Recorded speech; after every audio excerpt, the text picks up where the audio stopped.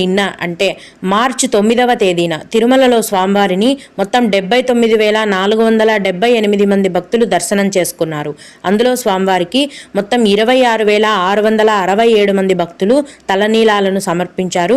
నిన్నటి రోజున తిరుమలలోని శ్రీవారి హుండీ యొక్క ఆదాయం అనేది 4,05,00,000 రూపాయలు. ఈరోజు కూడా ఎటువంటి దర్శనం టికెట్లు లేకుండా నేరుగా భక్తులనైతే ఫ్రీ దర్శనానికి అనుమతిస్తున్నారండి. ఈ విధంగా ఎటువంటి దర్శనం టికెట్లు లేకుండా నేరుగా వెళ్లే ఫ్రీ దర్శనానికి దాదాపుగా 10 నుంచి 12 గంటల సమయం అనేది పడుతోంది. అలాగే తిరుపతిలో ఇచ్చే ఉచిత సర్వదర్శనం టికెట్లతో దర్శనానికి వెళ్లే భక్తులకైతే దర్శనానికి దాదాపుగా 4 నుంచి 5 గంటల సమయం అనేది పడుతోందండి.